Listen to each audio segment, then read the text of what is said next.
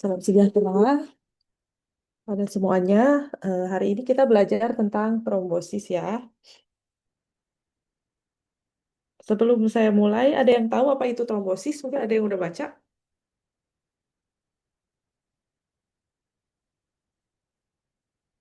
Gede Widya. Baik, terima kasih atas kesempatannya, dokter. Perkenalkan, nama saya Gedi Widya dengan 3 digit terakhir 015. Jadi dari apa yang saya baca, trombosis itu merupakan suatu kondisi patologis di mana terjadi penggumpalan darah, di mana penggumpalan darah ini terjadi di dalam pembuluh darah yang menyebabkan aliran darah terganggu. Aliran darah terganggu ini akan berakibat fatal apabila tidak ditangani karena bisa berakibat seperti stroke dan lain sebagainya.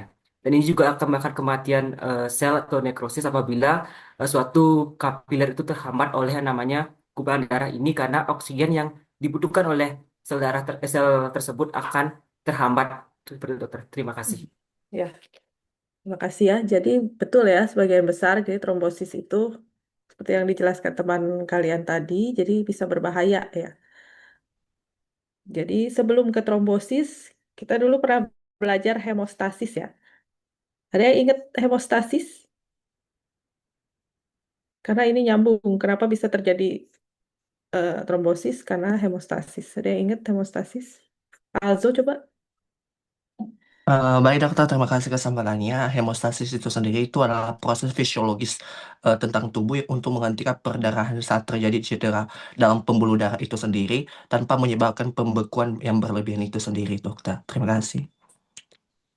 Ya, ya, betul ya. Jadi seperti yang dijelaskan temannya. Bentar ya.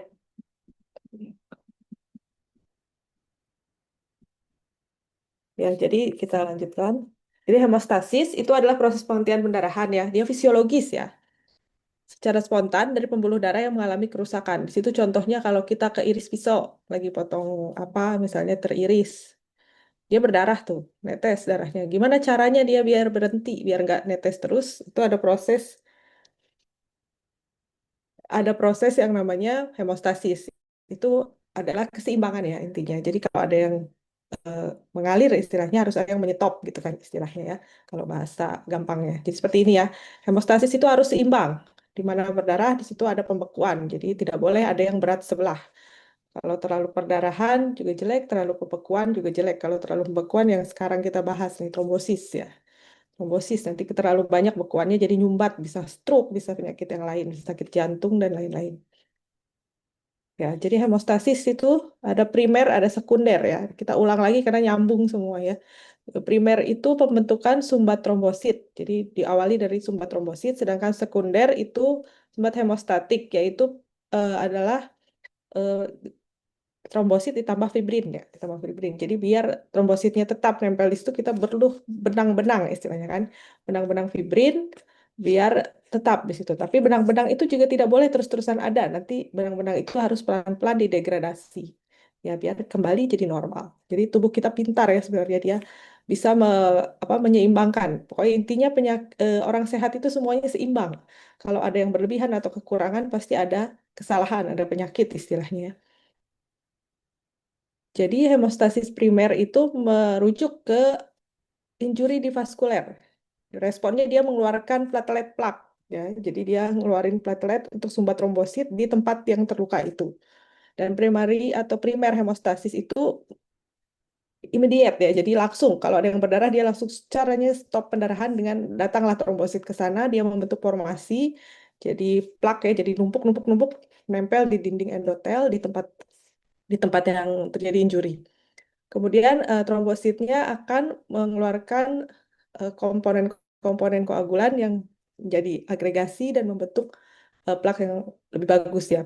Plak yang Lalu interaksi dari platelet dan pembuluh darah di endotel ini adalah respon pertama ya. Jadi respon pertama dari perdarahan dia bentuk dulu itu trombos eh, biar jadi bekuan ya, biar jadi stop gitu pendarahannya.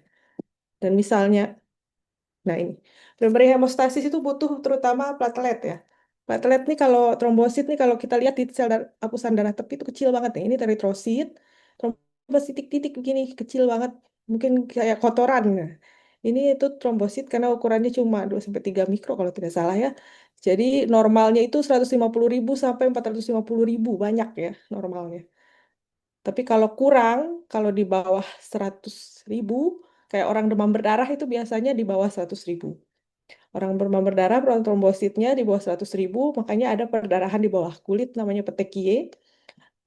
Itu akan menimbulkan gejala ya, jadi gampang dia berdarah. Mungkin kalau gejalanya nanti gusi berdarah, mimisan, itu karena trombositnya sedikit. Jadi nggak seimbang. Harusnya kalau ada apa-apa dia stop, nggak bisa stop dia, jadi berdarah. Contohnya kayak gitu, kayak baru gosok gigi dikit, berdarah. Ternyata pas dicek trombositnya di bawah 100.000 atau di bawah 50.000. Nah, bahkan bisa perdarahan spontan kalau trombositnya jatuh di bawah 10.000, bahkan lebih di bawah lagi. Itu bisa ya. Ada ya pasien seperti itu ya. Jadi kalau dilihat di gambaran apus darah tepi seperti ini ya, titik-titik aja kayak kotoran. Jauh sekali perbandingannya sama eritrosit ya. Eritrosit saja sebenarnya tidak terlalu besar, ini sangat kecil.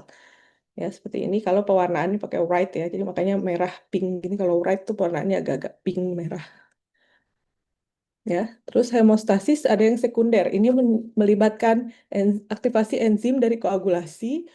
Tujuannya memproduksi fibrin dari fibrinogen dan membentuk fibrin-fibrin monomer yang nanti akan menstabilkan dari si platelet itu. Kan tadi dari primer baru platelet aja, setelah ada platelet kita perlu biar stabil, biar tetap nggak gampang kegoyang, kita bentuk benang-benang itu ya, fibrin. Dan kalau ada gangguan di hemostasis yang sekunder ini, nanti pembentukan fibrinnya turun, jadi clotnya juga nggak bagus ya, jadi gampang. Walaupun dia sudah berusaha menstop pendarahan, tapi karena kurang eh, ada produksi yang kurang, jadinya gampang lepas lagi, jadi tetap saja akan perdarahan ya. Ya. Nah, prosesnya itu namanya fibrinolisis. Nah, nanti kalau udah jadi fibrin, fibrinnya harus hilang lagi, kan harus hilang lagi, jadi lisis namanya ya, fibrinolisis. Ya, jadi fase hemostasis itu fisiologinya dulu ya, koagulasi itu berakhir dengan pembentukan fibrin stabil, sedangkan fibrinolisis nanti berakhir dengan pembentukan plasmin. Ya, koagulasi itu melibatkan formasi dari bekuan darah yang mencegah hilangnya darah dari luka yang tadi cerita ya. Jadi kalau luka harus cepat diberhentikan darahnya. Gimana caranya? Ya kita kalau dari dalam sel kita dari trombosit terus bikin fibrin. Kalau kita bisa bantu dari luar karena kan ditekan ya. Ditekan di ini di dep istilahnya ditekan yang lama kurang lebih kalau berdarah biar stop. Karena kalau terlalu banyak darah yang keluar juga takutnya nanti orangnya kalau saking banyaknya anemia ya, tapi itu kalau perdarahan postpartum gitu ya. Kalau kalian pernah lihat ibu-ibu kok ibu melahirkan kok suka meninggal biasanya karena perdarahan. Perdarahannya terlalu besar bisa robekan dinding rahim itu mau pertama pasti disumbat dulu, dibantu sama kita pakai misalnya ditekan pakai dep, nanti kita menunggu prosesnya sambil diberi obat-obatan seperti itu ya. Jadi kalau dari dalam sel dibantunya sama trombosit, sama fibrin yang lain-lain. Kalau dia masih normal, kalau dia tahu-tahu trombositnya rendah, ya tidak bisa berfungsi normal. Misalnya pasiennya perdarahan, kok nggak berhenti-berhenti? Ternyata dari hasil darahnya trombositnya kurang. Ya iya, gimana dia mau membentuk sumbat trombosit kalau trombositnya di bawah 100.000 tadi ya. Seperti itu ya. Jadi fungsinya koagulasi itu untuk membentuk si clot blood ini ya. Jadi biar tidak berdarah lebih lanjut.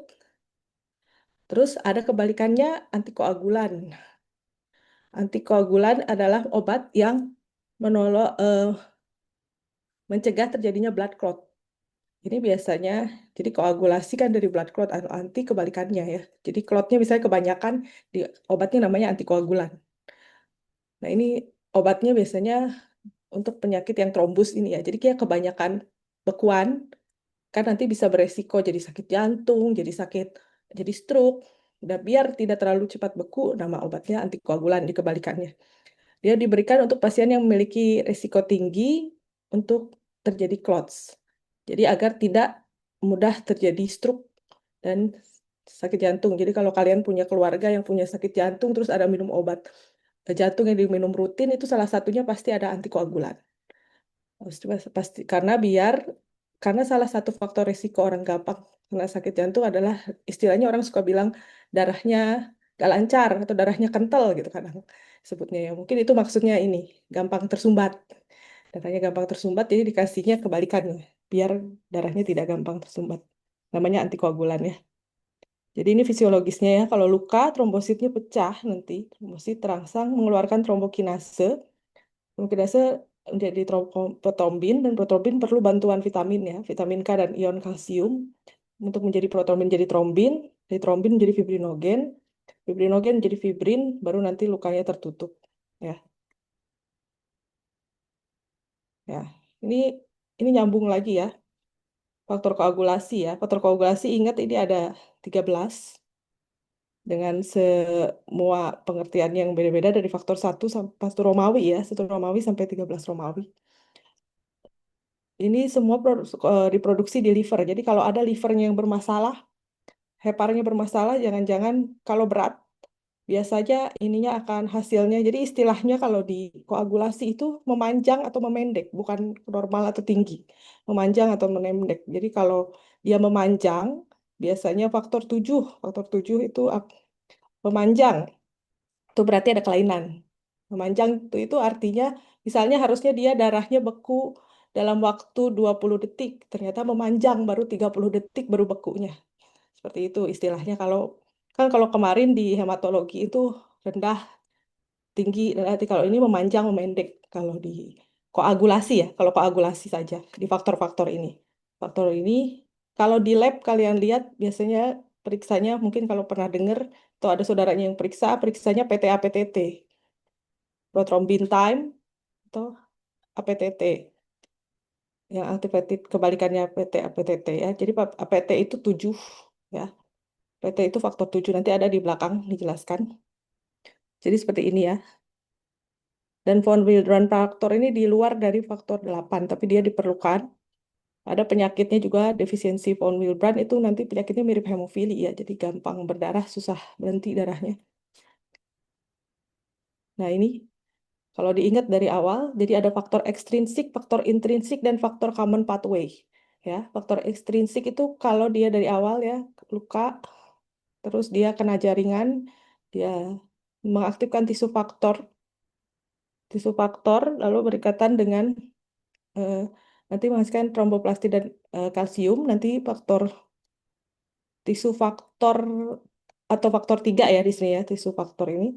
Faktor 3 ini ya di sini ini merubah faktor dengan bantuan kalsium, nanti faktor 7 diaktifkan dari 7 menjadi 7A. Di sini biasanya yang dicek di laboratorium faktor 7 atau PT namanya prothrombin time ya. Di sini ya.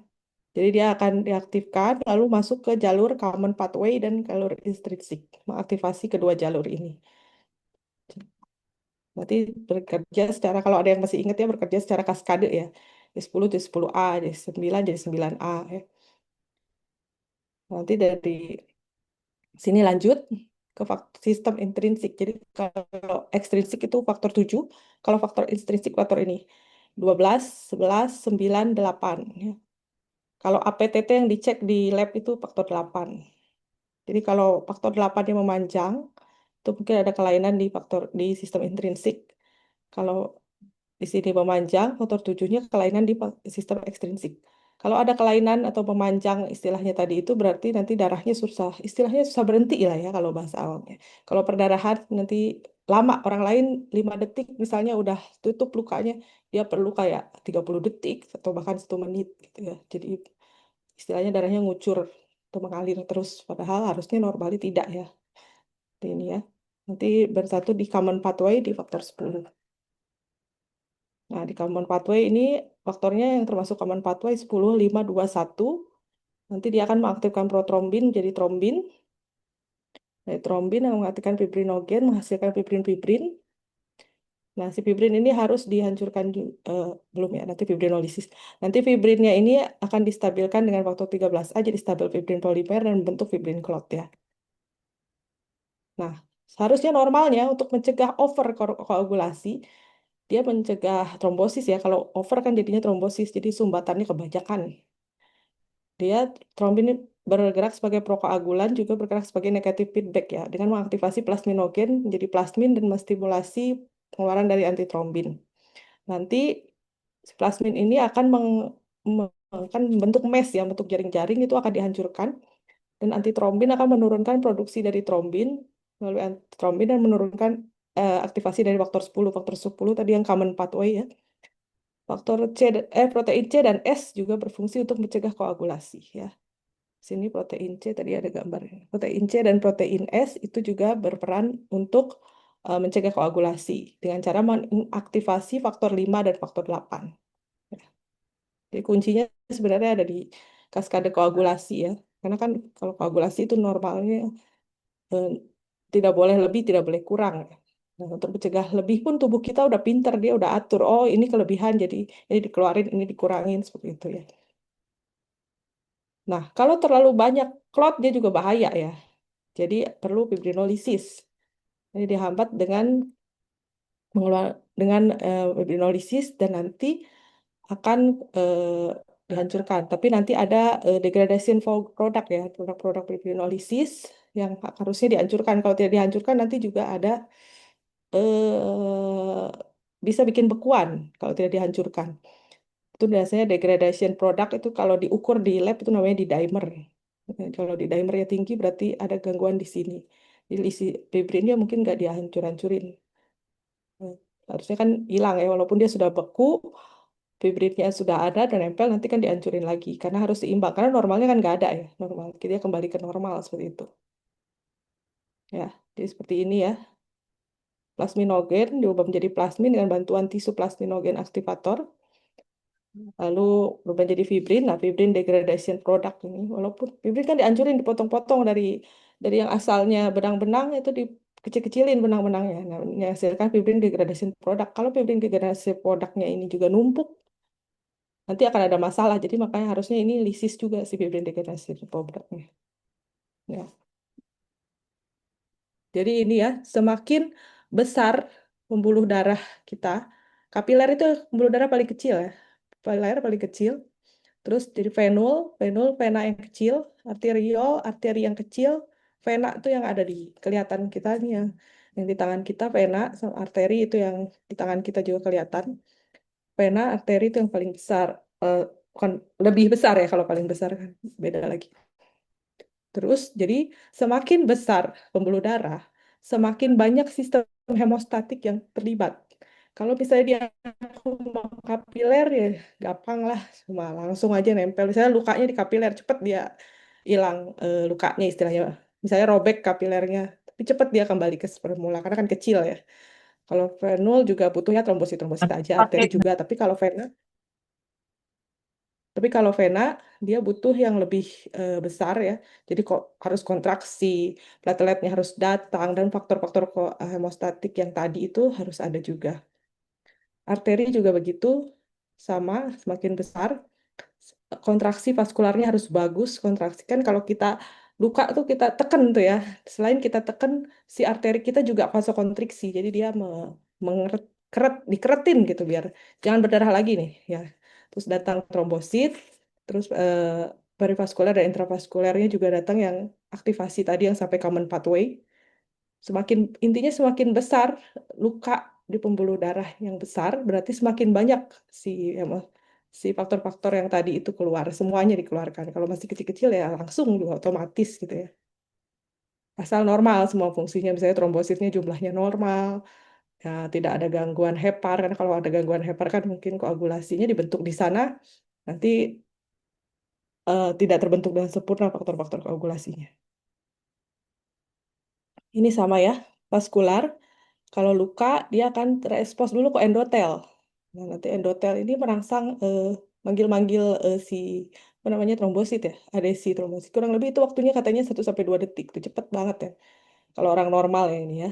Kalau nanti adesi ini platelet ini ya akan adesi oleh platelet ya. Platelet ini mengeluarkan ADP dan tromboxan A2 lalu menyebabkan agregasi, jadi yang asalnya trombositnya baru datang aja nempel-nempel nanti ngegupal atau istilahnya agregasi itu dalam waktu sebentar tuh cuma 10 sampai 20 detik ya. Terus dikeluarkan si platelet, kan kita punya granul-granul di platelet, dia digranulasi nanti membentuk formasi plak ya dalam waktu 1 sampai 3 menit ya, sampai jadi fibrin itu katanya, fibrin formasi. Nah, ini disebutnya trombin ya, bentuk trombin. Terus setelah terbentuk fibrin formasi, dia konsolidasi, semakin dipadatin ya, konsolidasi dalam waktu 5 menit tuh cepat sekali kan. Terus diretraksi, distabilkan lagi, dan fibrin stabilisasi di dalam 10 menit. Jadi normalnya kalau lukanya ya tidak terlalu besar dan bukan di pembuluh darah yang sangat besar tuh ya 10 menit juga udah berhenti ya. Kadang ada yang 5 menit juga bisa berhenti kan. Karena 5 menit juga udah konsolidasi, sebenarnya cuma 10 menit lebih stabil gitu kan. 10 menit. Ini kita ingat-ingat lagi ya. Kenapa saya ulang? Karena intinya ada di sini sebenarnya.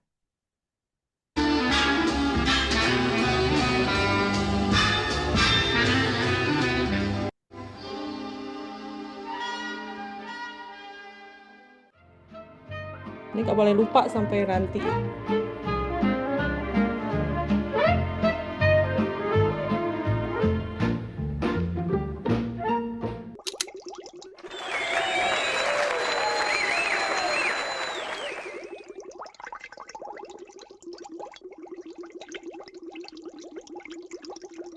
Ya, ingat ya, di pembuluh darah adanya sel eritrosit, granulosit, trombosit. Ada 3 itu intinya. Ada plasma sel juga, ada fibrin juga sebenarnya untuk koagulasi. Nah,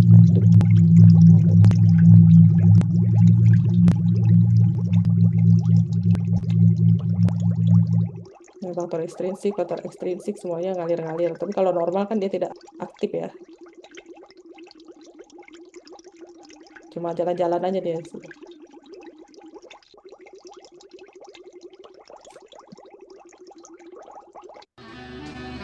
Ini kepencet.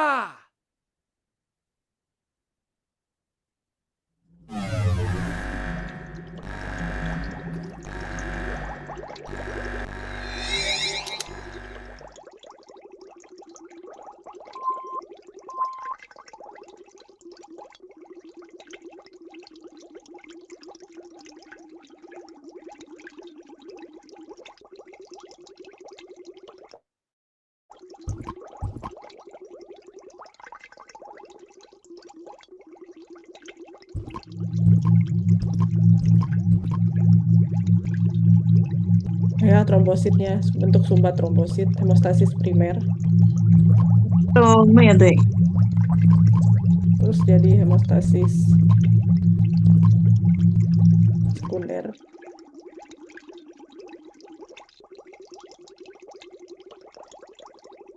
Nah, ini kaskade nih dari faktor-faktor kan. Terus dari tisu faktor 3 ke faktor 7 ke faktor yang lain tadi yang ekstrinsik, intrinsik. Ke akhirnya bentuk fibrin.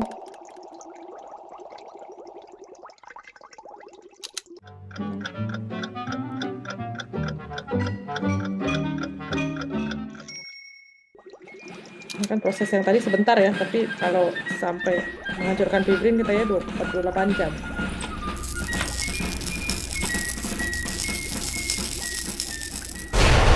Bersih lagi.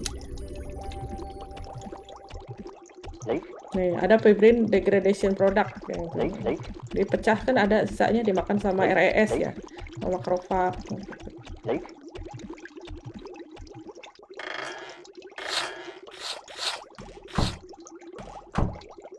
Jadi pokoknya tidak boleh ada yang tidak normal sebenarnya ya intinya, karena hemostasis kalau tadinya normal ya kembali ke normal. Kalau dia tidak mampu berarti ada kelainan.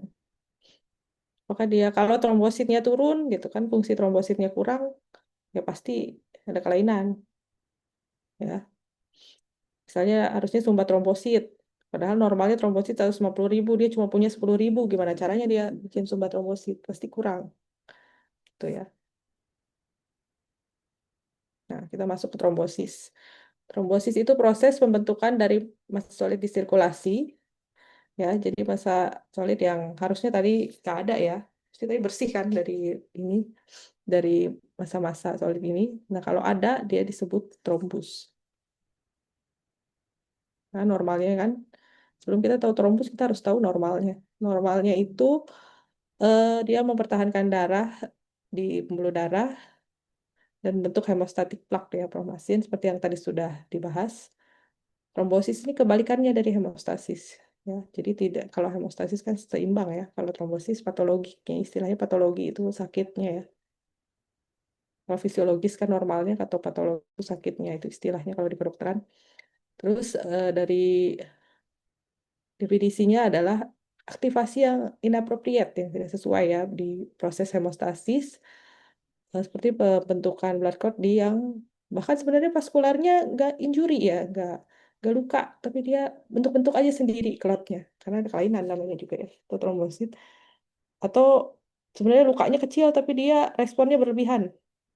Jadi makanya bisa terbentuk sumbat trombosit, atau nyami lama-lama jadi trombosis. Ya. Jadi ada bedanya trombus sama blood clot. Kalau trombus itu biasanya melibatkan dinding pembuluh darah untuk elemen-elemen. Kalau blood clot cuma blood clot aja sekilas ya, hanya blood clot system saja. Kalau trombus itu terdiri dari fat dan fibrin. Jadi di situ ada trombosit, ada fibrin juga kan. Kalau blood clot itu cuma fibrin aja.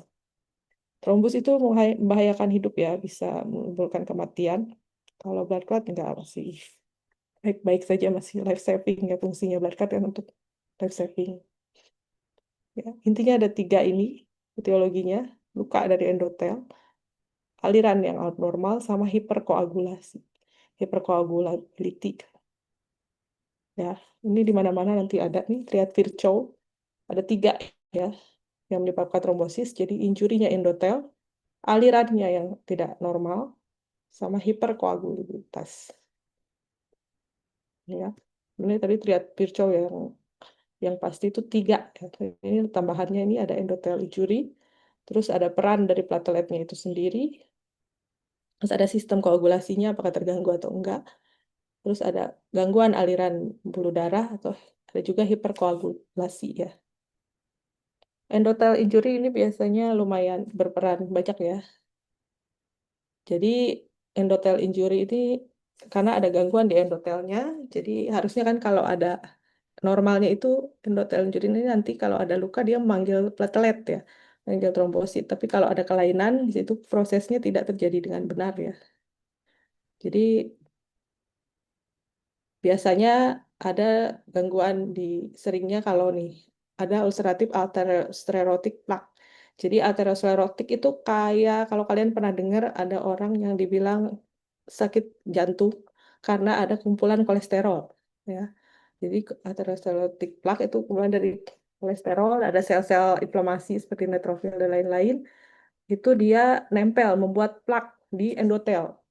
Jadi kan endotelnya istilahnya nggak bersih ya, karena harusnya bersih. Jadi nanti kalau ada luka atau apa, dia tidak bagus meresponnya ya. Nah, biasanya ada di atherosclerotic itu, MI itu miokard infark ya, sakit jantung. Miokard infark itu orang sering sebut apa ya, penyempitan darah jantung kali ya kalau di bahasa awamnya ya, miokard infark. Jadi ada salah satu pembuluh arteri koroner yang tersumbat itu biasanya karena ada proses aterosklerotik ini. Jadi karena kolesterolnya numpuk sampai numpuk ke pembuluh darah di jantung, jadinya mau lewat darah pun sulit. Mau vasokonstriksi, mau mengkerut-mengkerut pun jadi terbatas, jadi kaku gitu kan. Karena kan bayangin aja keran kotor gitu ya. Mau darahnya lewat, tapi banyak yang ganggu gitu, banyak sumbatan, kotor-kotor, gimana dia bisa normal ya. Gitu. Jadi disitulah endotel juri ya. Jadi kotor lah istilahnya kan, tadi kayak normalnya kan bersih ya, walaupun ada fibrin atau apa nanti dibersihin lagi sama RES. Jadi karena ada injury di situ, jadi endotelnya ini fungsi fisiknya berkurang ya. Jadi karena fungsi fisiknya berkurang, keseimbangannya tadi terganggu. Jadi harusnya antikoagulan atau si pembekuan sama perdarahannya seimbang, ya terganggu ya. Jadi disfungsi endotelnya, gitu ya. Biasanya karena hipertensi, karena kalau hipertensi kan dia cenderung stokontriksi ya. Stres karena hipertensi, itu ada bakteri, mungkin banyak sel-sel inflamasi di sel-sel inflamasi seperti neutrofil melawan bakteri ya gitu-gitu, yang sel-sel granulosit itu, dan dia juga mengeluarkan si bakterinya mengeluarkan toksin-toksin atau racun-racun itu merusak endotel juga. Terus turbulent flow karena ada luka di valve, maksudnya di katup jantungnya ini kalau penyakit jantung. Terus hiperkolesterolemi, jadi kayak tadi ada plak-plak kolesterol, karena dia kolesterolnya terlalu tinggi, saking tingginya sampai nempel di pembuluh darah ya. Nah, terus rokok juga bisa, karena rokok kan ada racun-racun atau toksin-toksin yang mengganggu, merusak endotel. Itu bisa juga iradiasi. Nah, terus ada abnormal blood flow, seperti apa? Turbulence ya. Jadi harusnya normalnya tuh kayak tadi di video ya, jalan normal, lurus gitu. Kalau turbulensi terganggu-ganggu, jadi kan dia susah untuk membentuk eh, apa sumbat yang bagus kan ya. Dan itu penyebab utamanya juga karena endothel injury ya. Terus stasis tuh diem, jadi nggak bisa gerak. Biasanya di venus trombi di vena ya. Jadi kalau turbulensi, kalau stasis katanya biasanya di venous thrombus karena si aliran darahnya yang keganggu ya. Nih, normal blood flow itu laminar istilahnya, lurus-lurus aja, normal, laminar. Nah, kalau nggak normal itu turbulence atau stasis ya. Jadi kan dia mencegah si plateletnya juga kontak dengan endoteliumnya karena berlebihan, terus dia mencegah dari pembentukan faktor eh, clot ya, faktor clotnya jadi nggak bagus. Jadinya alirannya tidak apa ya namanya, turbulence ya, alirannya ya. Ya, jadi turbulence itu menyebabkan arteri dan ini seringnya kardiak karena seringnya trombus itu di sakit jantung atau sakit stroke ya. Jadi arterial dan kardiak trombosis dengan menyebabkan endothel injury. Stasis jadi gerak. Jadi stasis diam ya. Stasis itu adalah faktor utama di venus. Jadi dia diam. Mau lewat juga darahnya karena ada gangguan di endothel dan ada ini jadinya nggak bisa ngalir darahnya. Jadinya malah beku ya. Kayak kaku, beku gitu ya.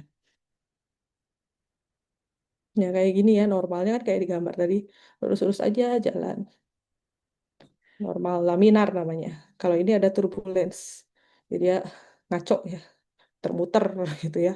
Terus di sini ada penyempitan lagi misalnya, jadi gimana mau lewat gitu ya, jadinya ada gangguan.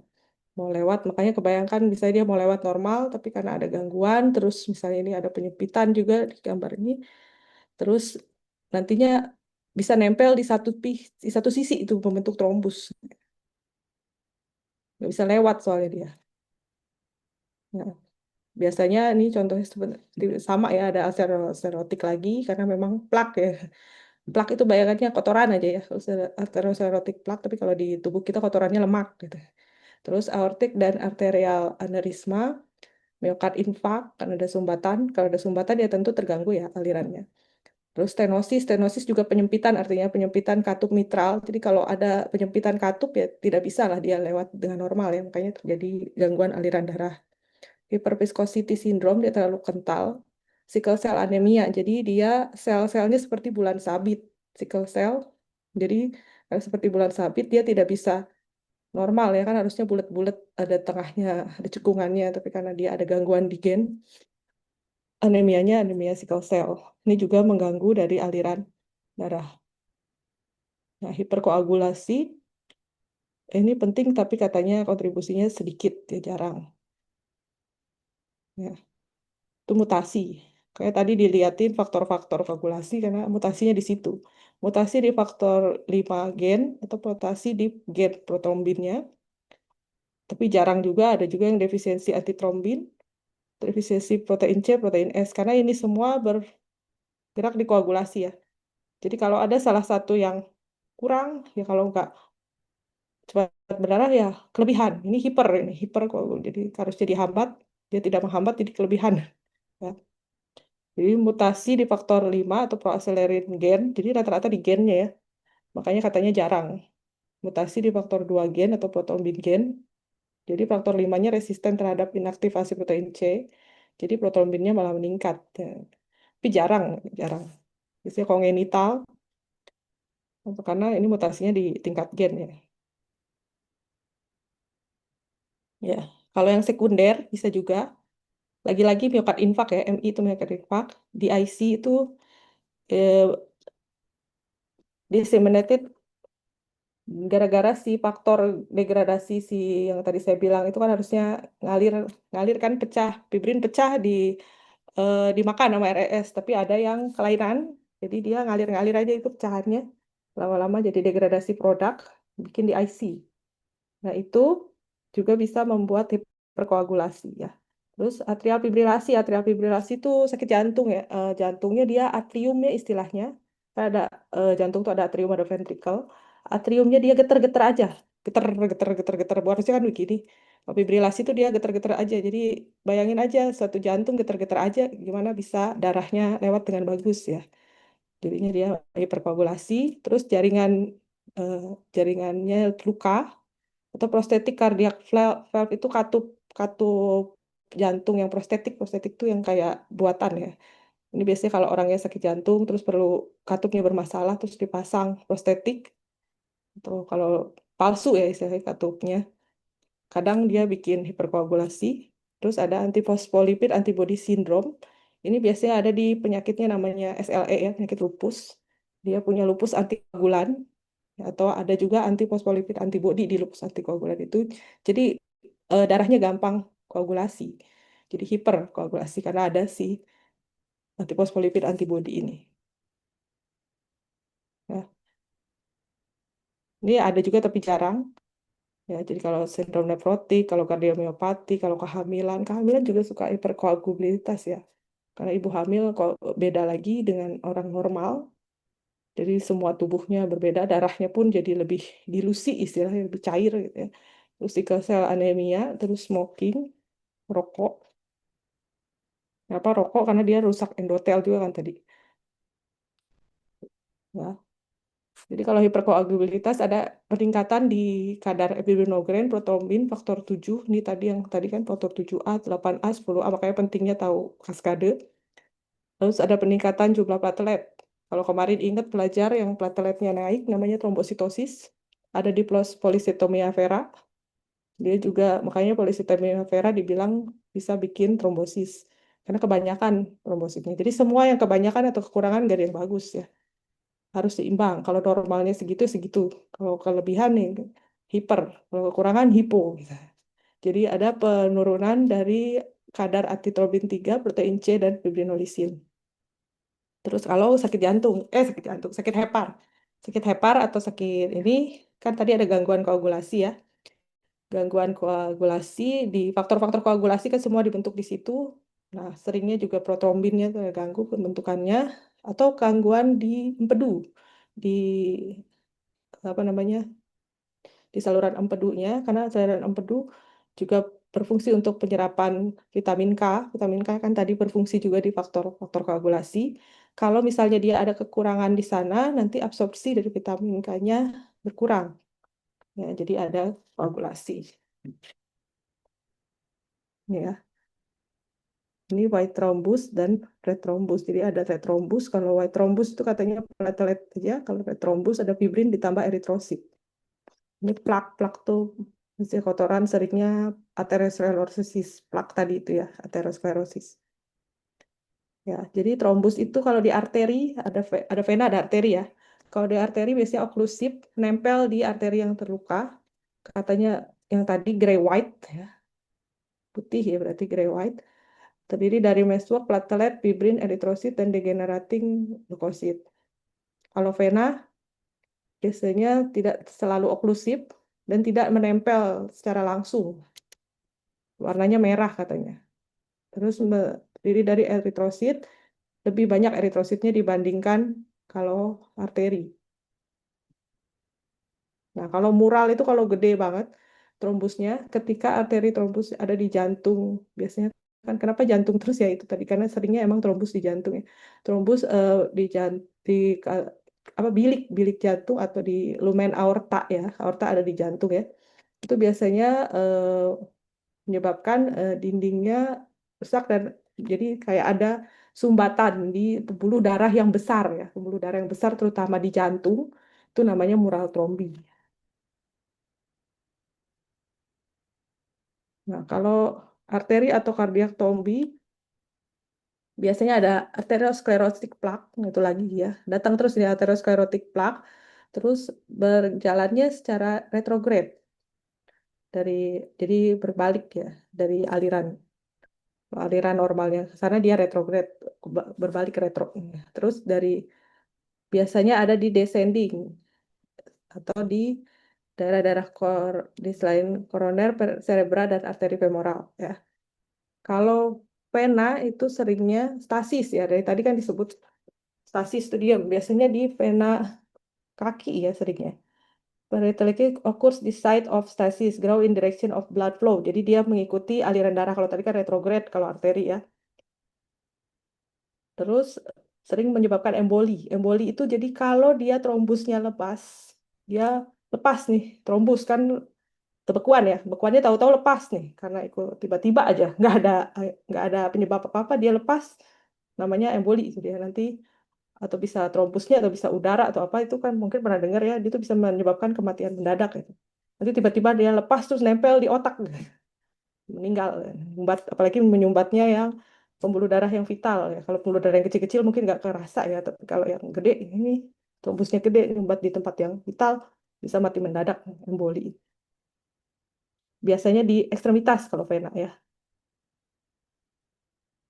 atau valvular trombi itu dikatup ya, dikatup vegetasi. Biasanya ada penyakit namanya infektif endokarditis. Jadi di jantung juga ini endokarditis, di endokardium namanya. Dia ada radang, jadi ada bakteri atau ada apapun lah ya seringnya bakteri ya. Bakteri itu menyebabkan infeksi. Jadi si katupnya itu sampai rusak dan terluka dan untuk dan menyebabkan karena rusak kan katupnya salah satu faktor resikonya kan tadi katupnya jelek ya. Dia membentuk trombus. Jadinya gemuk harusnya kan normal jadi kayak ada trombus-trombus jadi sempit gitu ya. Istilahnya bayangin aja katup tempat keluar masuk terus ada kotoran di situ ya. Jadi membentuk trombus menyebabkan bulky variable vegetation jadi bikin trombus ya. Vegetasi itu karena vegetasi itu karena infektif endokarditis. Atau bisa juga non bakteri kalau pasiennya memang dari sananya udah hiperkoagulabil ya, yang tadi yang memang ada kelainan gen ya. Terus non infektif perokos endokarditis karena peningkatan dari imun kompleks. Jadi ada orang yang autoimun, jadi imunnya terlalu berlebihan bekerja, dia bukan bagus juga, dia malah numpuk ya imun kompleks imunnya malah gagal nempel-nempel itu ganggu bisa juga ganggu aliran akhirnya trombus pokoknya semua yang berlebihan jelek walaupun imun pun sekalian berlebihan jelek ya ini ya define of like jadi seringnya kalau vena itu di sini penyakitnya define thrombosis namanya di kaki biasanya seringnya kayak varises enggak sih? Kayak ya mungkin mirip kayak gitu ya tapi bukan varises belum nyampe DVT ya sering disingkatnya DVT define thrombosis. Ini normalnya seperti ini, tapi kok ada trombus di sini? Ya, jadinya sempit ya dia lewatnya. Jadi aliran darahnya tidak baik. Terus nanti lepas jadi emboli. Nah, embolinya ini nanti nempel di mana tidak ada yang tahu ya. Nempelnya kemana ya? Kadang ikutin gravitasi atau gimana. Ini bahayanya emboli. Ini arteri sama vena ya. Udah tadi ya mirip. Jadi katanya arteri itu putih, kalau vena merah. Lebih banyak eritrosit dibandingkan arteri.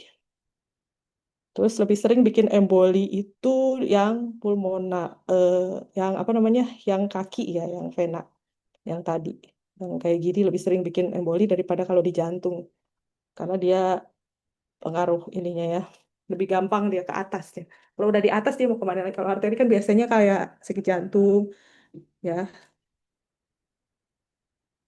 nih bisa emboli tapi kalau di lower extremity. Kalau di otak malah sedikit ya, cuma 10%, walaupun bisa-bisa aja ya di otak. Atau di kidney atau di spleen, tapi lebih sering lower, makanya seringnya emboli karena di vena. Karena venanya biasanya di kaki. Jadi dia gampang lepas ya. Apalagi kaki kita bergerak-gerak kan pakai jalan. Tahu-tahu dia lepas ya. Ya. Dan vena itu juga loosely attached. Ya, makanya gampang emboli. Nah, jadi ada juga postmortem. Postmortem itu kalau orangnya sudah meninggal ya postmortem itu namanya. Mayat dia. Ada postmortem clot itu tidak menempel. Kalau venous kan loosely attached, gampang lepas gitu. Ini enggak, not attached. Terus dark red. Kalau itu darknya dark segar ya, eritrosit. Kalau ini dark red dependent yellow chicken ini kalau ini sih forensik ya ini. Kalau trombus ini dapat menyebabkan obstruksi di arteri dan vena. Dan bisa bahayanya kenapa kematian karena emboli itu tadi. Ya, kalau di jantung ya nggak usah emboli juga kalau ketutupnya hampir banyak ya bisa serangan jantung mendadak ya, walaupun tidak emboli. Kalau di otak bisa stroke ya, trombusnya. Biasanya terjadi di vena superficial dan vena deep di kaki kalau vena ya. Pokoknya kalau vena tuh di bawah, kalau arteri itu biasanya di atas. Ini sama ya kayak tadi. Nah, sering penyakitnya namanya deep venous thrombosis kalau vena tuh di kaki itu tadi. Ya, seringnya kalau udah belajar anatomi itu di atas lutut ya, popliteal, femoral tuh paha dan di atasnya lagi. Dia gampang emboli, jadi lebih serius. Terus sakit banget nanti. Kebayang aja aliran darah yang harusnya normal di kaki, tahu-tahu nyumbat kayak 3/4-nya kesumbat. Aliran darah kan nggak bagus, pasti sakit itu. Bisa bengkak ya. Local pain and edem. Edem tuh bengkak ya. Terus, tapi kadang asimptomatik di 50% kasus. Jadi bisa aja dia nggak bergejala, tahu-tahu udah berat. Tiba-tiba udah bengkak kakinya, ternyata DVT. Bengkak, aduh sakit, susah jalan di paha gitu. Seringnya daerah situ kan tadi kayak gambarnya. Di paha, walaupun bisa paha ke atas ya, di atas lutut pun bisa. Nah, kadang karena saking jarangnya bergejala, jadi dia seringnya asimptomatik, dia baru diketahui pas udah emboli. Bahaya ya, sangat berbahaya yang vena. Jadi udah lepas tuh tadi kayak gambarnya, udah lepas trombusnya, emboli nanti dia. Nah, kalau kardiak dan arteri ini seringnya infark miokard, sakit jantung, serangan jantung. Orang bilang serangan jantung ya. Ada yang bilang serangan jantung itu angin duduk. Ya. Sebenarnya maksudnya serangan jantung. Terus diskinetik kontraksi dari miokardium melukai endotel jadinya mural trombi ya. Jadi yang tadi mural trombi, jadi misalnya di aorta dia trombusnya besar ya gede. Bisa juga rheumatic heart disease. Rheumatic heart disease ini belum belajar jantung jadi agak ini ya. Rheumatic heart disease ini penyakit yang disebabkan karena gangguan katup ya. Ada bakteri juga, infektif endokarditis juga masuk ke sana. Jadi ada kerusakan di sana. Jadinya dia katupnya rusak. Kalau katupnya rusak, ini salah satunya ada mitral valve stenosis. Jadi sempit si katup mitranya, menyempit, kaku. Jadi gerak-gerak harusnya kan katup buat keluar masuk aliran darah, terus dia kaku jadinya susah itu stenosis namanya. Mitral valve stenosis atau dilatasi atrium. Atrium itu jantung ya, atrium jantung kiri atau atrial fibrilasi yang tadi darahnya apa jantungnya geter doang, geter. Dia harusnya begini-begini kontraksi, geter aja. Jadi darah yang ada di dalam jantungnya pun bisa beku ya. Bayangin aja harusnya dia gerak-gerak tapi dia cuma geter-geter. Lama-lama beku tuh nanti nggak bisa ngalir dengan normal. Karena kalau darah kayak kita misalnya ambil darah nih, masukin ke tabung, tabungnya tidak punya antikoagulan. Diemin aja diambil di luar pasti beku ya. Ambil darah, darah nih kita keluarin darah, taruh di spet aja. Spetnya tidak pakai zat apapun. Di spet itu maksudnya di jarum suntik itu ya. Tidak pakai, pasti beku itu dalam waktu 5 menit. Nah, di badan kita juga bisa begitu. Kalau antikoagulannya kurang, ditaruh di situ, terus dia nggak berkontraksi, si pembuluh darahnya lama-lama beku. Makanya jadi trombus gitu. Lama beku. Makanya apa namanya penyebabnya itu karena ketidakseimbangan dari si faktor-faktor hemostatik tadi ya. Nah, aterosklerosis, kenapa disebut terus? Karena aterosklerosis ini yang paling sering merusak endotel ya. Aterosklerosis itu terdiri dari lemak, ya, fat cell, terus dia ada sel-sel inflamasi ya. Jadi makanya kalau kolesterol tinggi, kenapa seorang sakit jantung atau orang lain tuh suka dicek kolesterol karena takutnya ada aterosklerosis ini. Jadi kalau kolesterol terlalu tinggi, dia bukan hanya mengenai pembuluh darah kecil, dia bahkan bisa ke jantung ya. Bisa saking tingginya. Jadi pembuluh darah kan nggak pilih-pilih dia di mana nempel plaknya. Bisa aja dia nempelnya di jantung. Di pembuluh-pembuluh darah kecil walaupun di jantung kan tetap bikin infark miokard istilahnya. Bahasa sininya penyakit jantung ya. Jadi aterosklerosis itu penyebab sering disebut penyebab utama karena dia merusak semuanya ya. Merusak endotel terus jadi vaskularnya terganggu, abnormal vascular flow ya. Nah, efek sampingnya kalau di kardiak ya dia bisa kalau dari jantung dia pasti ke atas lagi ya ke ini ke otak ya. Kayaknya ada yang dari ada penyakit apa namanya stroke yang disebabkan karena dia sakit jantung ya karena naik ya si trombusnya ke atas. Jadi dia namanya stroke-nya karena kardiak gitu bisa.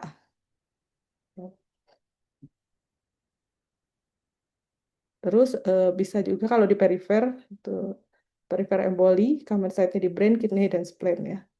Nah, setelah trombus itu tadi jadi apa dia? Selain jadi emboli dia bisa banyak. Jadi ini ya propagation makin banyak propagation terus makin bertumbuh emboli lepas ya ngambang-ngambang istilahnya melayang-layang bisa jadi abses kalau dia kena bakteri. Abses itu apa ya? Bisul kali ya. Apa ya bahasa awamnya abses tuh? Bengkak. Mungkin pernah lihat orang abses tuh kayak orangnya kalau orang awam kadang kelihatannya kayak bisul ya. Jadi dia sebenarnya ada bakteri di situ. Jadi yang asalnya cuma trombus ditambah bakteri jadinya abses. Terus kalau dia ada infeksi. Terus bisa juga dia hilang karena sudah ada aktivitas fibrinolisik atau bahkan membentuk organisasi dan rekanalisasi. Jadi malah bikin apa cabang baru gitu istilahnya. Bisa membentuk rekanalisasi atau kalsifikasi. Jadi kaku gitu. Untuk kalsifikasi itu gimana ya jelasinnya? Kayak jadi mengeras gitu lah ya istilahnya mengeras kaku. Jadi macam-macam ya, ada yang bisa sembuh sendiri, ada yang makin berat, ada yang sangat berat, ada yang emboli lepas, gitu. Macam-macam dari trombus itu. Ya, jadi itu aja kalau dari trombus. Memang ini nyambungnya ke penyakitnya sangat panjang ya, bisa ke otak, ke apa namanya, semua ke jantung, memang stroke. Tapi awalnya dari triad Virchow itu tadi, ya, utamanya trombus itu harus tahu triad Virchow. Jadi bayangkan saja normalnya kan aliran darah itu mengalir normal ya. Jadi lurus-lurus aja, nggak ada turbulens, nggak ada apa, endotelnya normal. Kalau endotel normal dia akan merangsang platelet ya nanti menginfokan ke platelet. Oh ini ada luka di sini, ayo datang trombosit. Kan. Tapi kalau endotelnya saja injury, antara bisa berlebihan datangnya atau tidak datang sama sekali ya. Ya, ada yang injury jadi gangguan, terus dia harusnya vasokonstriksi. Vasokonstriksi itu kayak mengkerut gitu. Tapi karena dia injury, misalnya ada plak di situ, ada lemak, dia mengkerutnya cuma sedikit, gimana bisa darahnya lewat? Akhirnya beku lah di situ. Ya, antikoagulan yang harusnya lewat-lewat kan kayak di gambar tadi, antikoagulan, faktor apa itu semua jalan-jalan. Kalau beku dia jalannya juga terhambat, jadinya beku. Kalau dia kaku, nggak laminar ya, istilahnya kan tadi pembuluh darahnya laminar. Kalau nggak laminar, dia pelan-pelan, jalannya lama-lama diem dia, stasis, gitu ya. Lama-lama diem. Atau kalaupun jalan dia turbulens, puter-puter, nyampe-nyampe, gitu ya. Jadi intinya di situ. Nah, nanti dan sayangnya trombosis ini bisa di arteri, bisa di vena. Kalau di arteri itu bisa ke jantung, otak, gitu ya. Kalau di karena jantung itu punya arteri yang sangat banyak ya, pembuluh darah kecil ya, pembuluh darah kecil dan besar ada di situ. Dan kalau di apa vena itu seringnya di kaki ya, di ven, tapi itu paling bahaya karena dari kaki bisa lompat ke atas.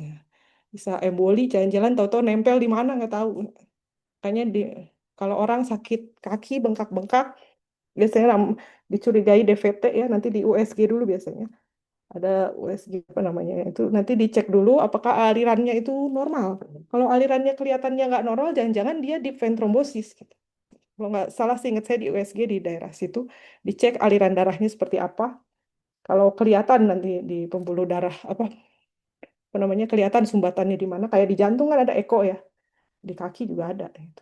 So jenis kayak gitu ya di vein thrombosis ya jadi kalau ada tiba-tiba orang kakinya bengkak, terus nggak bisa jalan, pegel, kulitnya kayak merah-merah biru gitu, kayak orang berubah warna lah kakinya itu hati-hati ya. kadang-kadang suka di usia tua juga, dia aliran darahnya melambat. Makanya orang kalau perjalanan jauh nggak boleh duduk terlalu lama, karena nanti kan aliran darahnya nggak jalan ya.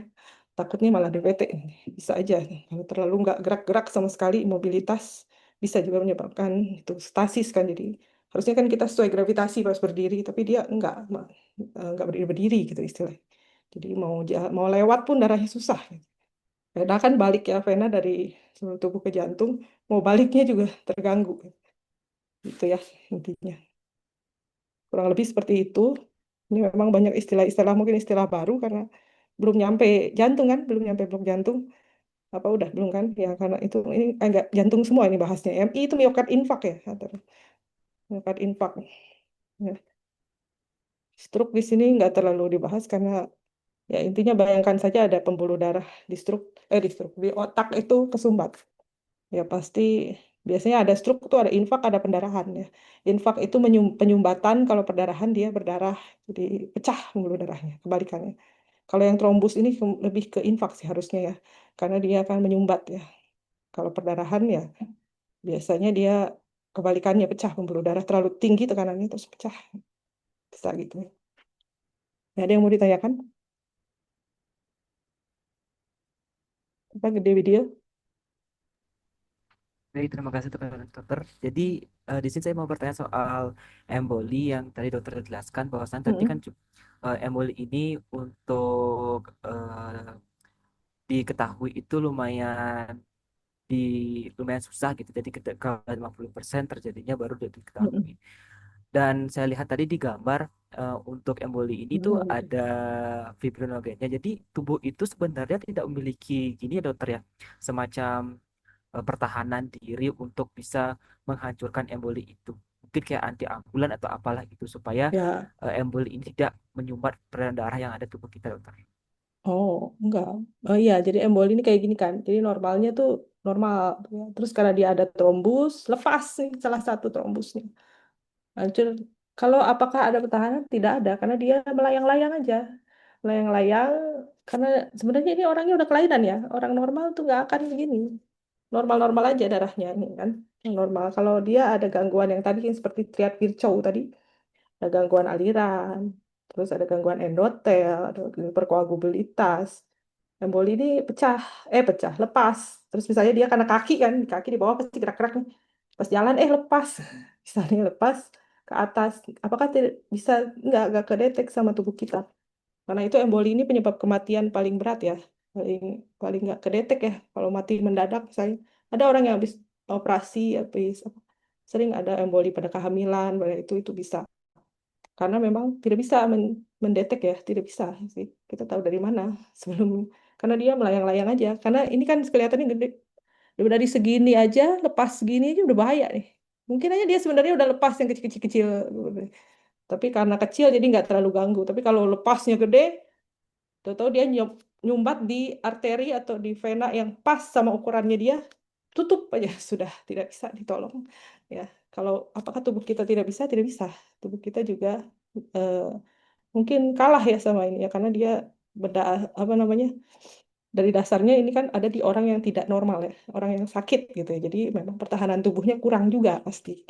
Ya, kalau orang normal ini nggak ada sih, hampir hampir hampir kalau nggak memenuhi triad Virchow itu tadi ya. Ya, jadi memang triad Virchow itu etiologinya kalau si orang itu tidak ada yang menyebabkan triad Virchow, dia normal-normal aja. Jadi karena dari awal udah kelainan, mungkin dia ada hiperkoagulabilitas atau ada endotelnya rusak, ya mau organ tubuh yang lain biasanya sama. Jadi kalau mau mencegah, misalnya kok nggak kedeteksi ya, memang dia dari dasarnya tidak tidak bagus ya, tidak normal. Jadi mekanisme pertahanan tubuhnya juga kurang gitu. Jadi memang emboli ini istilahnya hoki-hokian ya. Bisa aja lepas tapi pas lepas dia tidak langsung nutup gitu kan. Kebayangkan misalnya ada kerak di keran terus dia jalan-jalan, bisa aja dia keluar, tapi bisa aja dia nyumbat yang sebelah mana terus ukurannya pas. Jadi ketutup total, akhirnya meninggal lah orang.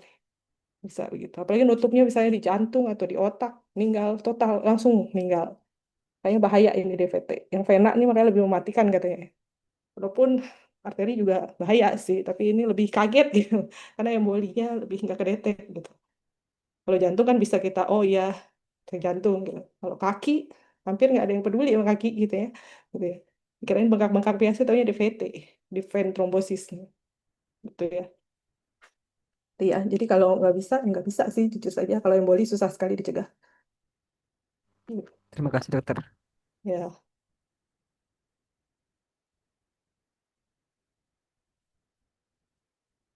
ada lagi yang bertanya. Ini kalau dari sisi lab sih, sebenarnya ini hemostasis ya, tapi bisa periksanya itu paling faktor koagulasi ya. Faktor koagulasi untuk kadang kalau orang di apa namanya di rumah sakit tuh PTA PTT itu tadi prothrombin time, activated prothrombin time. Anak Agung Ngurah mau nanya. Baik dokter, sebelumnya saya izin memperkenalkan diri terlebih dahulu. Perkenalkan saya Agung Bagus Prasasrana dengan TK di Makir 051. Saya ingin bertanya dokter, nah tadi Hmm. kalau di triad Virchow itu kan dia lebih fokus ke bagian endotelnya dokter ya. Nah kalau misalkan di endotel itu sendiri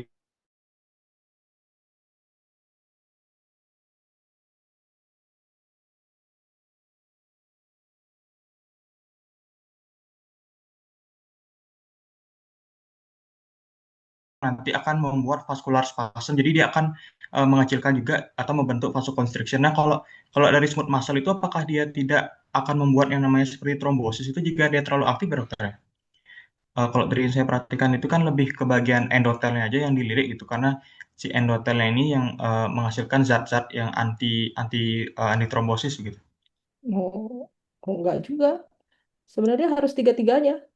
Harus ini kan di gambar ini endotel iya, abnormal blood flow iya, hiperkoagulabilitas iya, semuanya sebenarnya ini.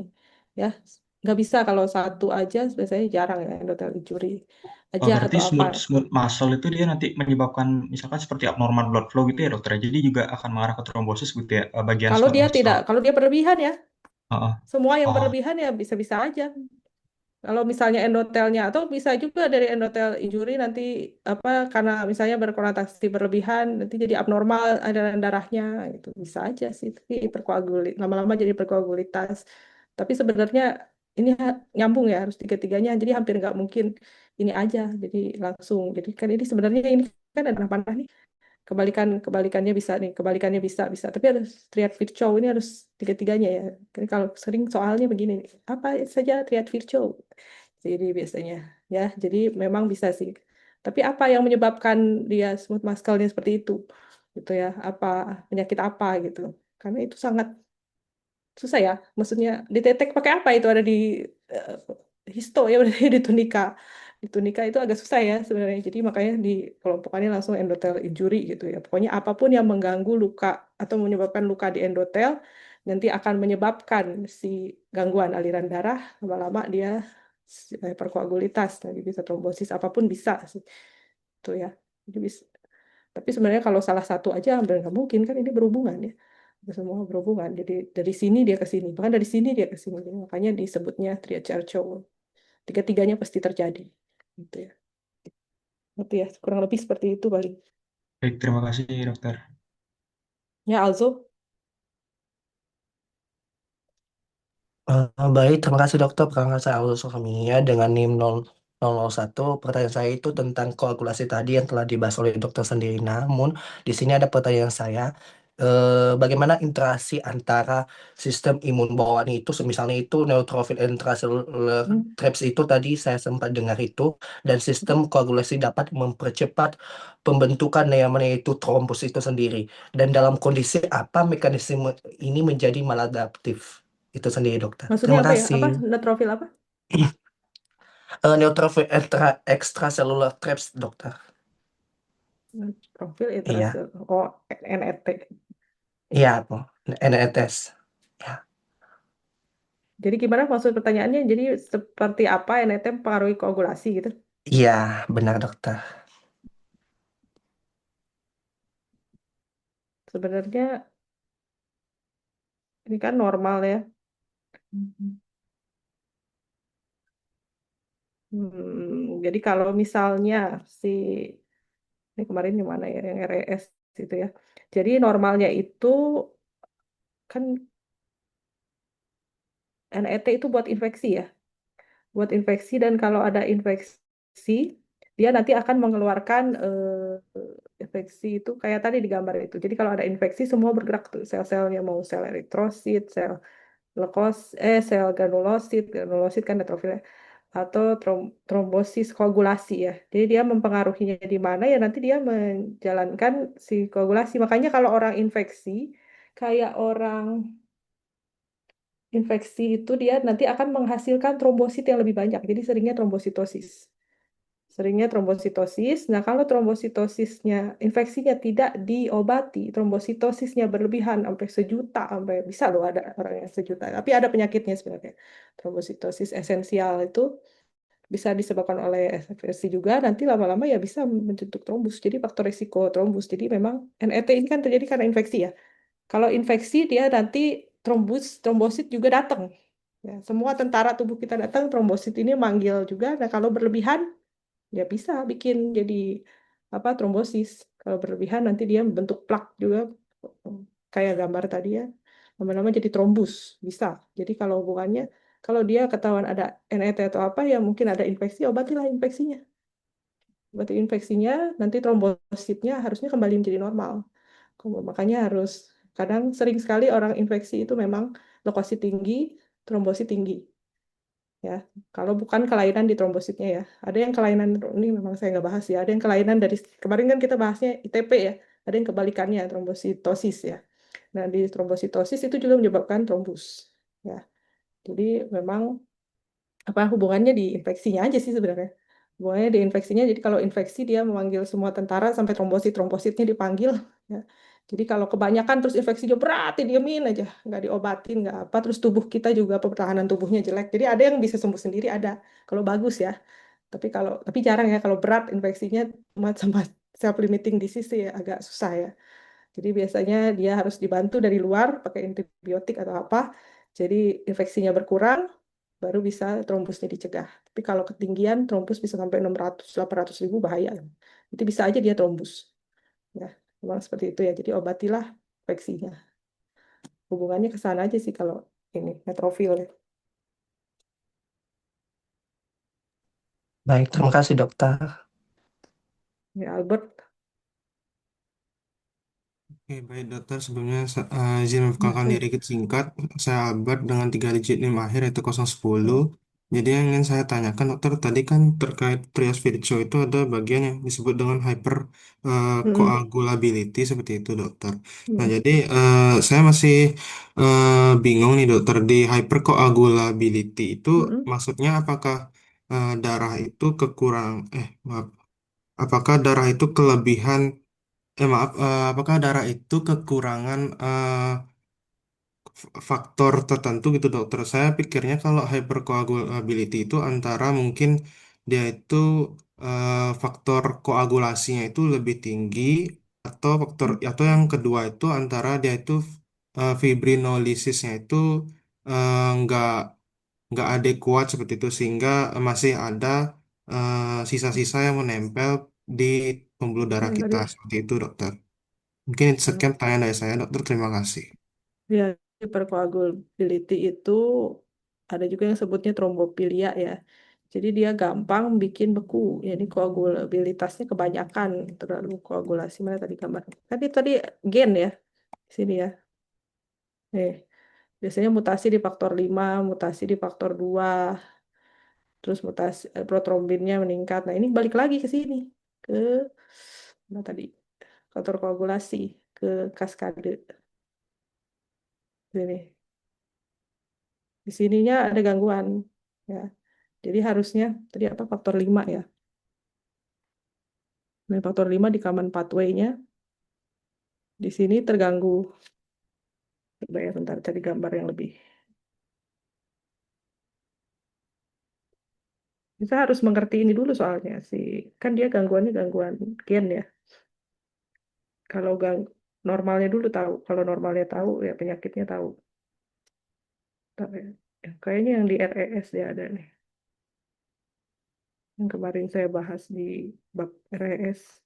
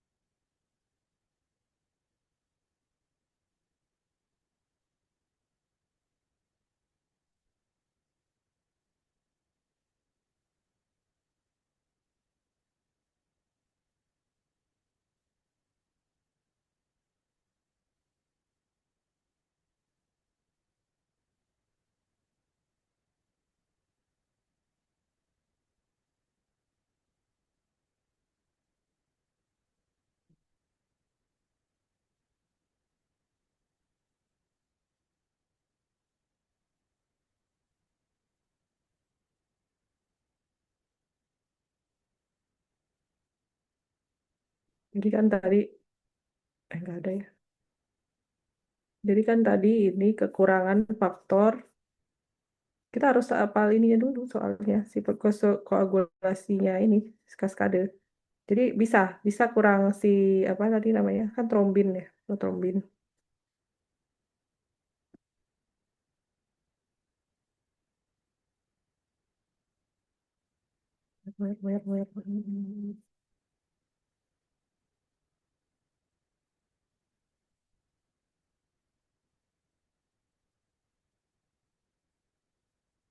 Ya, jadi bisa karena protrombin level ininya meningkat ya.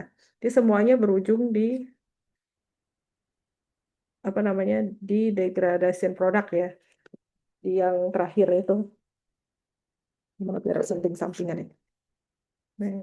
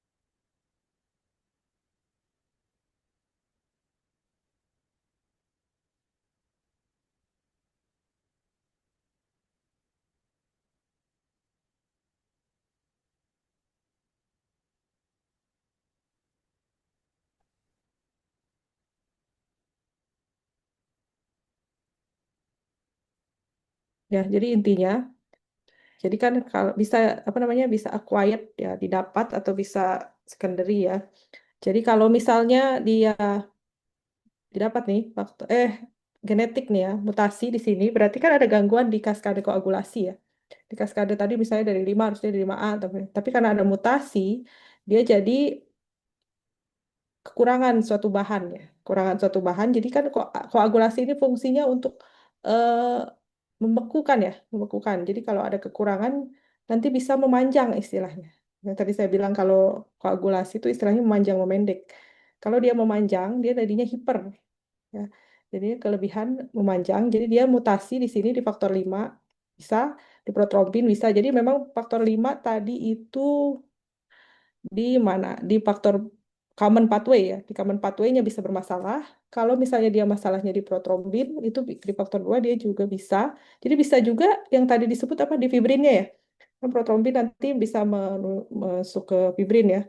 Sebelum jadi fibrin ya. Itu bisa juga. Jadi memang masalahnya di koagulasi secara dimanapun bisa. Tapi seringnya di sini. Faktor 5 yang akhir-akhir ya seringnya di sini. Jadi istilahnya tuh memanjang ya. Jadi kalau koagulasi nggak ada eh, rendah tinggi, adanya memanjang memendek. Karena karena dia hitungnya detik ya.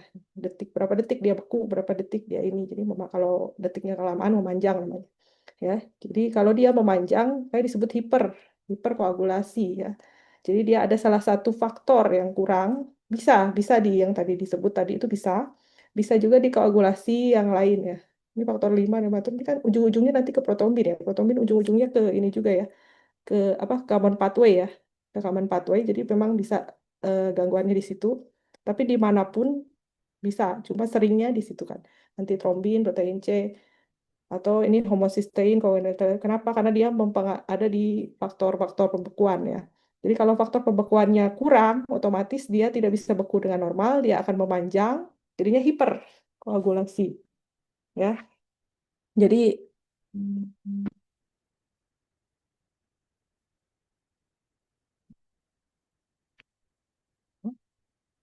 ya, jadi hiperkoagulasi. Jadi karena menyebabkan risiko tinggi dari eh, nanti jadi trombus ya. Jadi kalau intinya gitu ya, ngerti ya. Jadi karena dia ingat balik lagi ke triad Virchow ya. Jadi kalau hiperkoagulasi saja nggak mungkin ya, tapi hiperkoagulasi bisa menyebabkan penyakit yang lain ya. Jadi hiperkoagulasi, nih hiperkoagulasi. Kenapa dia bisa hiperkoagulasi? Pasti didahului dari endothel injury, abnormal blood flow, terus ternyata faktor 3-nya protrombinnya ada bersalah gitu ya. Jadilah dia berkoagulasi, makanya bisa trombus. Jadi mau di mana saja bisa sih sebenarnya yang mau jadi fibrin ya. Itu sih kalau dari ini. Jadi benar ya, tanggapannya nggak salah sih kalau dari Albert bilang tadi, anggapan apa tadi, bisa dari fibrin yang ini bisa bisa aja berkoagulasi. Pokoknya di tahapan koagulasi itu ada kelainan gitu ya. Oke, baik dok, terima kasih banyak dok. Berarti dari Nah, fibrinolisis sendiri itu bisa salah aja. nih dok. Fibrinolisis kan hilang Oh, ya, bisa aja gitu fibrinolisis. dok. Kalau fibrinolisis itu kan lisis ya. Ya, Kalau fibrinolisisnya keganggu bisa. Ya, kalau kalau ngomongnya dari fibrinolisis kan normal ya, fibrinolisis. Tapi kalau fibrinolisisnya keganggu, terus dia ada degradasi produk gitu, nyumbat, oh, bisa aja, gitu ya. Wah, lebih dikit. Ngerti ya, gitu ya. Kurang lebih.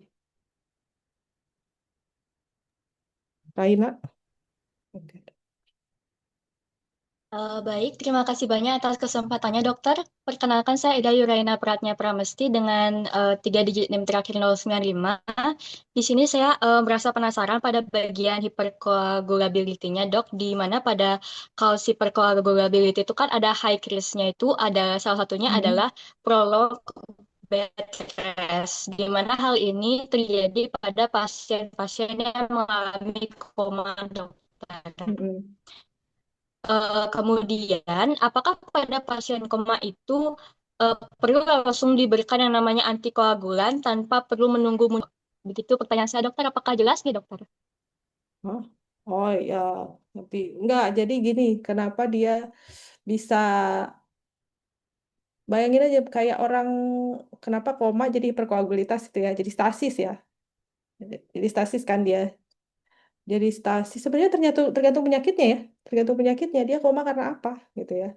Jangan tiba-tiba dikasih antikoagulan juga. Kita harus cek dulu hasil labnya bagaimana. Apakah yang tadi saya bilang bisa cek PT, prothrombin time, APTT, bisa cek biasanya untuk koagulasi, bisa juga cek di dimer. Apakah ada kelainan di situ? Baru ada. Kalau ada baru dikasih obat. Jangan hanya karena koma terus oh koma nanti bisa koagulitas dikasih, oh jangan. Nanti malah harusnya nggak usah dikasih ya. Tetap itu sakitnya apa dulu, kenapa dia koma gitu kan, kenapa dia koma, bukan karena oh tidak baring prolong bed rest nanti pasti dikasih, jangan jangan, harus dicek, tetap harus dicek dulu karena kita kan berdasar mengobati bukan hanya dari satu sisi ya, bukan dari hanya karena oh faktor resiko ini berarti obatnya ini, enggak, harus holistik, harus seluruhnya, dari gejalanya gimana, diagnosisnya apa, hasil penunjangnya apa, baru kita bisa memutuskan dikasih atau tidak. Setahu saya sih nggak selalu dikasih, tergantung sakitnya apa. Kalau sakitnya memang berhubungan dengan koagulasi, ya itu dikasih. Kalau tidak ada hubungan, misalnya normal-normal aja, walaupun koma, ya ngapain dikasih. Ya, itu ya. Jadi emang harus dicek dulu dan apa sakitnya, kenapa dia koma gitu. Kalau misalnya dia kayak stroke, kalau stroke infak apa stroke pendarahan, istilahnya kan belum belajar juga kan. Kalau stroke-nya stroke infak ya dikasihnya apa, stroke pendarahan, masa dikasih yang bikin berdarah lagi, kan enggak dong. Kan stroke bikin koma nih. Terus tahu-tahu kalian tahu-tahu oh koma nih berarti tidur terus dikasih antikoagulan, taunya stroke-nya perdarahan, bikin berdarah dong nantinya. Ya, gitu ya. Jadi nggak bisa. Harus dicek semua secara holistik ya, nggak boleh dari satu sisi. Semua pun harus harus detail karena memberi obat tidak semudah itu ya, harus detail apalagi yang sudah sampai koma. Ya, itu. Nanti ya. Jadi tidak boleh disimpulkan seperti itu. Ya, Baik, terima kasih banyak, hmm. dokter. Ya, ada lagi tadi siapa? Prameswari. Baik, sebelumnya terima kasih dokter atas kesempatan yang telah diberikan pada saya. Sebelumnya izinkan saya untuk memperkenalkan diri terlebih dahulu. Perkenalkan, nama saya Parameswari Putri Azmi dengan 3 digit NIM terakhir yaitu 076. Di sini saya izin bertanya dokter terkait dari tadi yang dokter sempat jelaskan, itu kan ada edema atau pembengkakan pada lower extremity gitu ya dokter. yang itu kan bisa menyebabkan emboli seperti itu. Lalu saya juga teringat dengan salah satu kasus penyakit mungkin yang dialami oleh orang yang terkena cikungunya gitu dokter. Kan ada beberapa orang kalau misalkan setelah terinfeksi dari virus cikungunya ini, dia ada efek sampingnya tuh kayak bengkak gitu dokter di bagian lower extremity khususnya.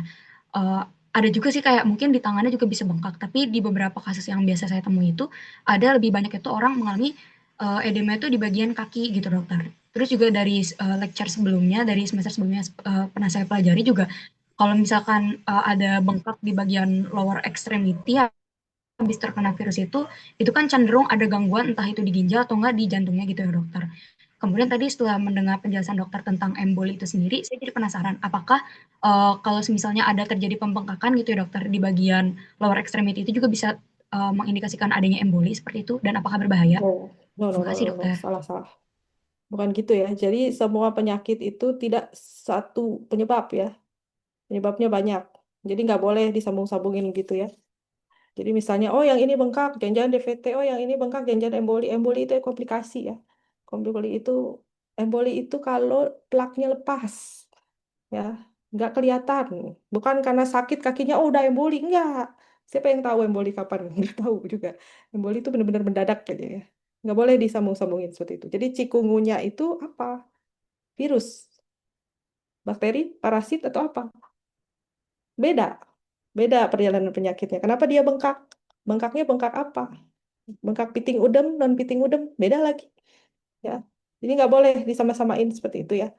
Kita harus sangat detail. Diagnosis banding itu penting ya. Jadi jangan kejauhan atau bengkak dikit atau ya boleh curiga DVT. Tapi kayak paling terakhir ya. Kan tadi dibilang kalau DVT bengkaknya sampai merah itu, merah biru ya. Kalau bengkaknya cikungunya emang merah. Beda, kan? Bengkak-bengkak apa? Bengkak-bengkak orang infeksi, kita kejeduk nih, kejeduk dikit, sakit, bengkak. Apakah curiga DVT? Kan nggak boleh ya, nggak boleh disambung-sambungin seperti itu ya. Ya, jadi intinya kita harus tahu dulu bagaimana patogenesis atau patofisiologi tiap-tiap penyakit. Ya, yang saya bahas di sini hanya tentang DVT, trombosis. Jangan disambungin ke penyakit infeksi lainnya. Ya, ini DVT kan trombus. Trombus kenapa? Karena triad-Virchow. Ya, triad-Virchow kenapa bisa triad-Virchow? Karena ini. Apakah ada cikungunya di sana? Tidak ada. Ya, karena cikungunya kan infeksinya virus ya, nyamuk kayak kayak demam berdarah, tapi ini penyakitnya beda ya, beda beda nyamuk, beda ini. Tapi dia kenapa infeksi ya? Karena virusnya itu bikin inflamasi, bikin bengkak di kaki, sakit-sakit, pegel-pegel. Ya, jadi nggak bisa digabungkan seperti itu ya. Jadi beda beda beda jalan cerita ya. Apakah semua orang yang bengkaknya seperti apa dulu? Misalnya dia duduk lama, jarang berdiri, kayak perjalanan jauh, terus bangun-bangun bengkak, kakinya biru. Mungkin kita bisa takut ya, kakinya biru merah-merah gitu. Bukan takut emboli ya, takutnya DVT dulu. Emboli itu komplikasi ya. Emboli itu bukan komplikasi yang nggak tahu kapan gitu ya istilahnya. Yang dicegah pun susah itu, hampir hampir nggak mungkin ya mencegah. Karena kalau dia melayang-layang trombusnya nempel di mana, kita tahu dari mana dia nempel di mana dan kapan gitu kan. Jadi yang kalau mau curiga jangan curiga emboli, curiga DVT boleh, tapi bukan emboli ya, kejauhan ya. Jadi DVT itu bengkak kakinya, biasanya orangnya mungkin imobilitasnya kurang, saya duduk terus kebetulan atau ada pos itu, terus dia kakinya biru-biru, terus apa udemnya juga beda, udem bengkak ya istilahnya, udem udem infeksi sama udem DVT itu beda. Ya, lebih tegang karena itu vena ya, venanya yang bengkak, makanya kakinya bengkak. Kalau misalnya dia eh, inflamasi karena virus, karena itu bengkaknya beda lagi, bengkak inflamasi sama bengkak karena vena itu beda ya. Jadi gak bisa, jangan disambungin ya, jangan disambungin, bedakan, bedakan. Pelajari patogenesisnya cikungunya, pelajari patogenesisnya DVT. Apakah bisa jadi diagnosis banding? Hampir sangat jauh ya, karena penyebabnya pun beda. Yang satu vena, yang satu virus. Kan apakah vena, kan dari tadi ini harus triad Virchow dong. Triad Virchow ini apa? Apa dia ada hiperkoagulasi atau enggak gitu kan? Gitu ya. Jadi hampir biasanya kalau cikungunya itu bengkak-bengkak tuh kayak kalau udah hilang virusnya sembuh bengkak-bengkak. Tapi ada juga yang dia nggak bengkak, nggak ngerasa sakit. Jadi emang cikungunya itu penyakitnya agak abu-abu ya. Memang sih teorinya ada sakit kaki, ada ini, ada juga yang nggak sakit kaki. Ya, jadi memang kadang ada yang mendiagnosisnya dengan cek aja labnya lab apa anti cikungunyanya antibodinya seperti itu ya. Jadi nggak boleh disambung-sambungin seperti itu ya. Jangan menyambung-nyambungkan penyakit karena dia patogenesisnya pun berbeda, patofisiologinya berbeda. Kalaupun ada, mungkin jadinya ke komplikasi atau kemana, tapi bukan suatu yang harus dibandingkan, ya. Ngerti ya? Jadi saya takutnya kalian banding-bandingkan, oh bengkak nanti ini, enggak. Beda, kita harus cari masing-masing penyakit terus ditahu dulu. Apa penyebab bengkak di sana, apa penyebab bengkak di sini. Jangan disambung-sambungin dulu sebelum yakin. Itu juga jarang ya nyambung. Apalagi dari DVT ke chikungunya itu enggak nyambung. Hampir nggak mungkin ya. Kalaupun ada penyakit langka kali ya, nggak ada sih sejauh ini ya. Gitu ya. Jadi coba biasanya sih kalau bengkak di chikungunya karena inflamasi aja. Inflamasi daerah sana karena virusnya menyerang mungkin ada yang kerasanya pegal di daerah betis ya, daerah betis atau paha gitu ya. Pegalnya pun bukan pegal kayak DPT bukan pegal ya sakit. Kalau DPT itu sakit, jalan juga susah, udah kayak mau pincang gitu ya. Gitu. Nah, kalau dipakai terus-terusan malah jadi emboli. Emboli itu komplikasi. Komplikasi gitu. Komplikasi jangan disebut penyakit emboli itu kejauhan nanti ya, gitu ya. Jadi emboli itu komplikasi penyakitnya namanya DVT. Ya, komplikasi dari DVT itu emboli kalau kita lepas trombusnya. Kalau nggak lepas ya tetaplah dia jadi DVT. Kapan tahu lepasnya? Nggak tahu. Jujur saja susah sekali diketahui. Gimana caranya? Karena kapanpun bisa lepas orang kaki di bawah, kalau kita jalan dikit, kegoyang-goyang, taunya trombusnya rapuh, lompat dia ke atas. Nah, nggak ada yang tahu. Seperti itu ya. Ngerti ya? Gitu ya. Terima kasih banyak, Dok. Ya, jadi gitu ya. Kalian kalau belajar kedokteran itu tidak boleh disambung-sambung seperti itu. Harus satu-satu dipelajari. Kalau kebetulan ada nyambungnya berarti mungkin ada komplikasi atau ada patogenesis yang nyambung ke sana. Jangan hanya dari satu kata. Ya, jangan hanya dari satu kata. Oh, tidak baring berarti ini. Oh, bengkak berarti ini nggak boleh. Sangat tidak boleh. Berbahaya nanti nakut-nakutin pasien juga itu. Nakut-nakutin pasiennya jadi, jangan-jangan saya bisa kena DVT ya. Wah, nggak bisa semudah itu. DVT itu harus ke spesialis juga nanti di USG Doppler dilihat aliran darahnya seperti apa. Kalau misalnya kelihatan ada sumbatan, kayak kita kan ya kalau diperiksa sakit jantung kan pernah dengar mungkin eko ya. Kan di eko tuh kelihatan sumbatannya. Sama di kaki juga ada USG Doppler kalau nggak salah namanya. Kelihatan di situ pembuluh darahnya ada yang kesumbat atau enggak. Jadi boleh namanya diagnosis banding, tapi tidak boleh terlalu jauh juga diagnosis bandingnya karena nanti selain over ya, jadi emang ngobatin penyakit itu boleh eh, takut ya maksudnya daripada enggak lebih-lebih, tapi jangan terlalu berlebihan. Ya semua yang berlebihan atau kekurangan itu nggak ada yang bagus ya, seimbang aja gitu ya. Jadi pelajarilah satu-satu penyakitnya gimana, patogenesisnya gimana. Bengkak itu macam-macam, ada udem, udem itu bengkak ya, udem ada non pitting, ada pitting, sakit ginjal bengkaknya kayak apa, sakit jantung bengkaknya kayak apa, itu beda-beda ya. Sakit karena inflamasi kayak apa, ini DVT kayak apa, beda-beda semua. Jangan dijadikan satu ya, gitu ya. Itu ya. Jadi emang kompleks kedokteran, jadi tidak boleh potong singkat seperti itu ya. Bahaya. Gitu ya. Ngerti ya? Soalnya saya takutnya nanti kebawa sampai nanti. Jadi harus dikasih tahu dari sekarang karena terlalu jauh nyimpangnya nanti. Ngerti ya? Paling dari saya gitu. Udah ya, kurang lebih seperti itu ya. Trombus itu tadi tebernya juga udah ada yang baca, udah benar ya intinya dia. Cuma emang ini penyakit-penyakitnya banyak yang masih mungkin baru ya. Apa itu aterosklerosis? Coba kalian cari. Apa itu miokard infark? Seperti apa? Terus yang paling penting harus tahu kaskade koagulasi ini. Kalau di kaskade koagulasi ini ada yang salah, pasti dia bisa hiperkoagulasi lah, atau malah kurang, atau malah lebih ya. Semuanya harus normal. Kembali lagi ke hemostasis, harus normal, seimbang. Kalau ada yang salah, pasti ada penyakit. Semua di tubuh kita kayak gitu ya. Semuanya harus seimbang. Kalau kelebihan atau kekurangan, bahaya ya. Jadi kalian, saya harap nggak inget yang besar-besarnya aja. Ingat emboli, tapi nggak inget emboli itu karena apa. Nggak ya. Jangan sampai semua-semua disambungin. Nanti kejauhan-kejauhan. Kejauhan dan salah-salah pola pikir. Ya, nanti ya.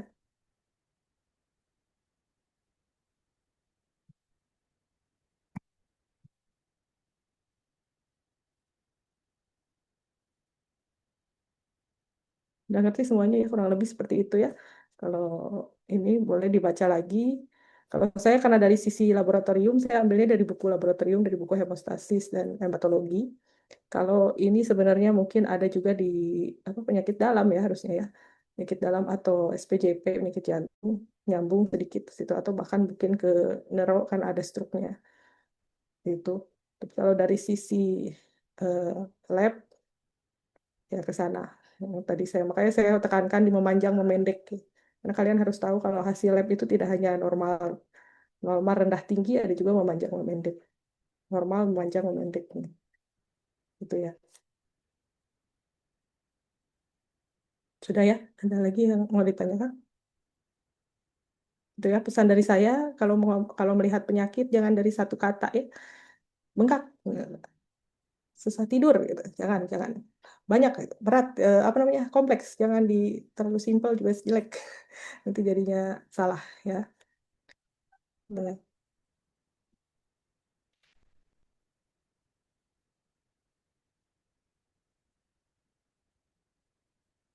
Udah ya kalau dari saya, kalau sudah tidak ada yang bertanya, sekian saja. Saya harap dapat diambil